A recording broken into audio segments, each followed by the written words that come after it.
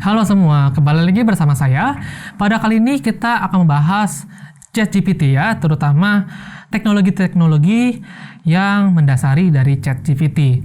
Sebenarnya sebelum kalian masuk ke materi ini, ada baiknya kalian sudah paham sedikit nih tentang deep learning, terutama komponen-komponen tentang sequence to sequence. Tapi kita akan bahas sedikit dan secara sekilas ya.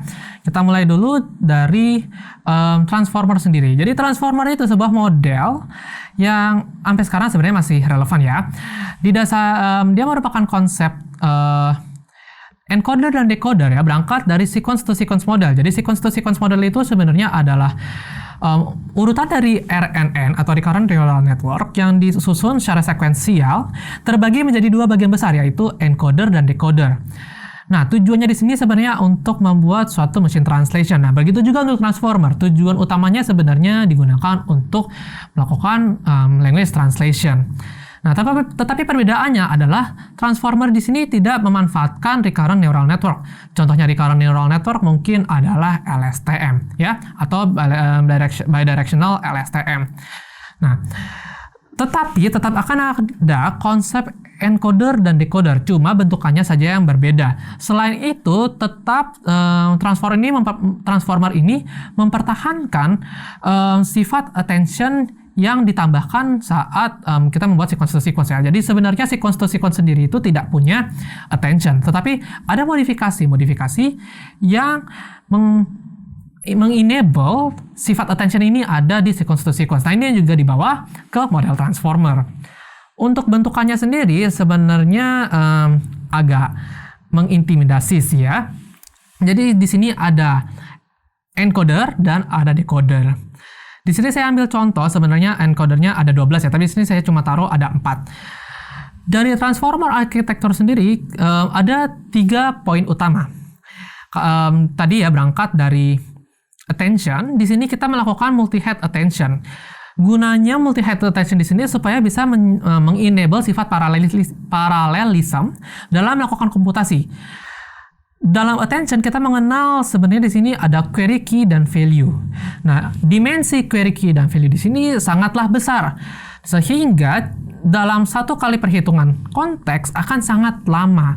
Nah, kenapa kalau misalnya kita pecah ya, pecah query key value ini menjadi 12 buah ya, di set secara bersamaan, tetapi inisialisasinya berbeda, lalu dikomputasi secara paralel menggunakan matrix calculation supaya bisa hasilnya jalannya berbarengan, kelarnya juga barengan, lalu akhirnya nanti diconcatenated ya. Jadi hasilnya dimensinya akan sama tetapi akan lebih cepat, dan performanya pun lebih cepat dengan menghasilkan akurasi yang tidak terlalu jauh berbeda. Jadi mendingan di split aja, lakukan parallelism. Lalu juga kita punya positional encoding. Di sini penting karena posisi kata dalam suatu kalimat itu rupanya sangat penting ya. Nah, di sini untuk positional encoding kita menggunakan sine wave dan cosine wave dengan length itu sekitar 10.000. Sebenarnya angka di sini 10.000 itu arbitrary ya, atau bisa 100.000. Tetapi angka yang besar di sini gunanya supaya kita tidak perlu ngeset angka yang lebih gede lagi ketika kita perlu upscale vocabulary size kita. Jadi memang lebih baiknya kita defaultkan saja ke 10.000. Tetapi bisa nggak kalau misalnya kita set ke misalnya 500 saja atau 1.000 saja, sebenarnya bisa. Tetapi kondisikan dengan vocabulary size kita ya. Nah, lalu juga kita di sini sebenarnya nanti dari input embedding si positional encoding di sini dijumlahkan ya. Tetapi tidak perlu takut, walaupun dijumlahkan, karakteristik dari sine dan cosine wave tetap akan bertahan. Nah, lalu terakhir kita punya mask attention. Mask attention di sini hanya ada pada bagian decoder. Karena tujuannya di sini sebenarnya untuk machine translation. Machine translation juga mengenerate kata translasi. Nah, mask attention di sini gunanya adalah supaya kita bisa melatih kalau model kita mengenerate kata. Ya. Jadi melihat kata sebelum-sebelumnya yang sudah ada, dia akan memprediksi kata sekarang itu apa. Nah, itu mask attention. Nah, Jadi kita sekarang punya encoder block dan decoder block. Masing-masing punya attention, self attention ya. Jadi encoder punya self attention dan decoder pun sendiri punya self attention. Berarti kita bisa implikasikan bahwa masing-masing encoder dan decoder dia bisa memproses attention-nya masing-masing. Sehingga sebenarnya kita bisa pecah nih antara encoder dengan encodernya sendiri, decoder dengan decodernya sendiri. Nah, GPT itu sebenarnya stack dari blok decoder ditumpuk sebanyak 12 kali. Tetapi yang menjadi perbedaan adalah dia tidak perlu menerima input dari si encoder ya, karena dia cuma dari decodernya doang. Nah, karena tadi ya kita melihat bahwa mask multi self attention di sini berguna banget untuk text generation. Nah, si GPT ini sendiri ditrain menggunakan data-data next sentence prediction atau next word prediction. Sehingga memang GPT ini sendiri sangat bagus untuk tugas-tugas NLP atau NLU yang sifatnya adalah generation, misalnya text generation, summarization, dan text-text generation lainnya. Tetapi untuk ini basis dari GPT-nya sendiri ya, ini masih GPT-1. Untuk perkembangan-perkembangan yang sudah melalui tahap yang lumayan lama ya, sekarang parameternya sudah jauh lebih banyak ya daripada ini saja. Nah, ini kita masuk ke di GPT-3. Nah, GPT-3 ini sebenarnya yang mendasari dari ChatGPT. Ya, sama-sama belakangnya ada GPT nih.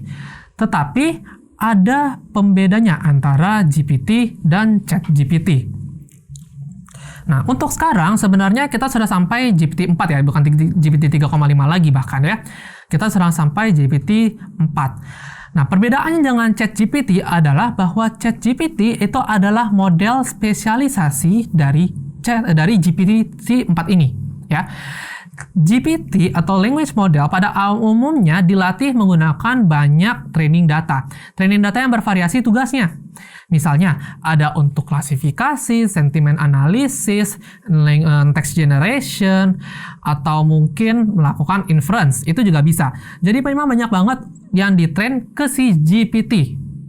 Sementara untuk ChatGPT, fokusnya dia hanyalah untuk mengenerate kalimat yang menyerupai manusia. Nah, tetapi tidak menutup kemungkinan bahwa ChatGPT itu ya bisa menjawab pertanyaan-pertanyaan karena dia dilatih menggunakan data yang sangat banyak yang diambil dari internet. Nah, tapi kita bisa bilang nih kalau misalnya ChatGPT memang lebih kecil dari GPT. GPT jauh lebih besar dan dia bisa melakukan lebih banyak tugas. Tetapi tidak menutup kemungkinan bahwa tugas-tugas tersebut itu juga bisa dilakukan oleh ChatGPT. Tetapi perlu diingat bahwa ChatGPT ini cuma subset dari GPT ini ya.